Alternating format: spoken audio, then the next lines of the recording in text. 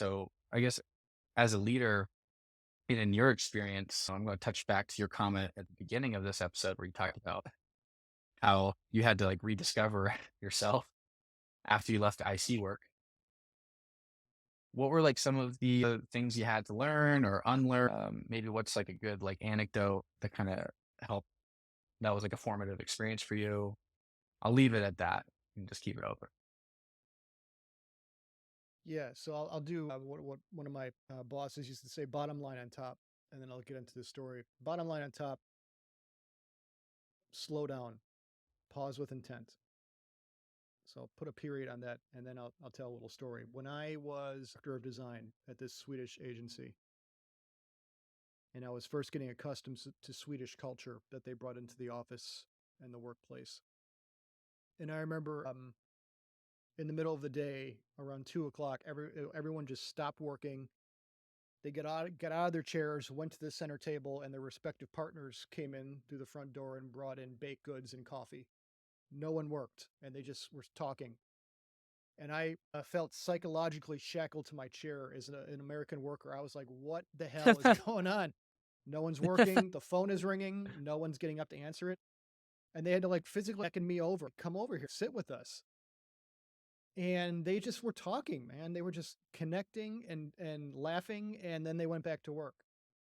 And that's called fika in Swedish culture.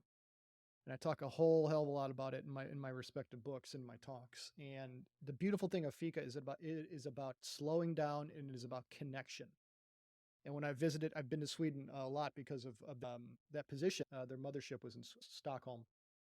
And you walk down the street in the middle of the day, and it's younger people having a piece of cake or having coffee, or employees just not being in the office, and it's just this beautiful, beautiful act of cultural connection that is significant. And for me, it was life changing and certainly work changing as well. So I like to call it pausing with intent. It's not to slow down and play video games or something like that, which is fine. But there's a difference between a distraction and an outlet. I'm not trying to distract, I'm trying to have an outlet for connection or to recalibrate. I always say fresh eyes is still one of the most powerful tools in design. Just putting it down, closing your laptop, going for a walk, looking at it in the morning.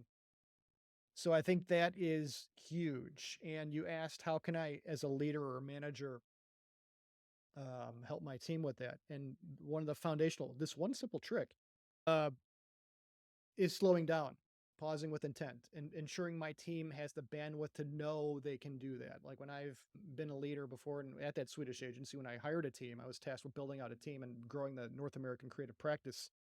And I was hiring other American workers, and I was trying to impart those Swedish values onto them. And I had to physically say, tomorrow you're working from a cafe, or tomorrow from 1 to 2 you're going out, and you can go out solo, you can take some coworkers, and you're not working.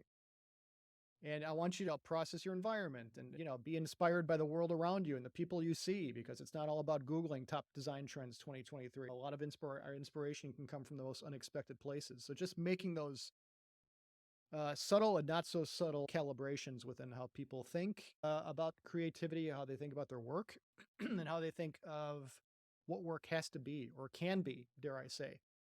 So, now that a lot of folks are working remotely or hybrid or fully in the office, making sure everyone has the space to be able to pause and slow down or support asynchronous working or check-ins or communication, or have these common points of coffee dialogues, or understand how somebody might be inspired week over week. All that comes from that act of pausing with intent and slowing down and going into it with a mindset of, what do I want these outcomes to be? I think a lot of rituals fail because we just throw crap at the wall and then it doesn't stick. I put a happy hour on a video happy hour on people's calendars at 5 o'clock, and no one was showed up. I don't understand why. Well, people want to go home. They don't want to work after 5 o'clock. They don't want to give work more time. So understanding what the outcomes are from this perspective ritual or pausing with intent and what we hope to happen, I think helps frame it in a positive sense, and helps us track if it's successful or not. I'm a big fiction fan. I like the Jack Carr books. There's actually a Terminal List, like it's actually really good. A TV show that just came out. They just made a TV show about it. Um, but the whole premise is that, well, Jack was a Navy SEAL. He lives in actually Park City. I'm noticing you have a Moab shirt on, so I'm wondering if that's a place that Where are you calling from, by the way? Chicago. Chicago. So, yeah, I'm actually calling from Utah. So I'm like, okay, this guy's well researched. He must know I'm from Utah because he put on his Moab shirt. And Yes, that's exactly what I did. yeah, man, your PR team's great. They're good. The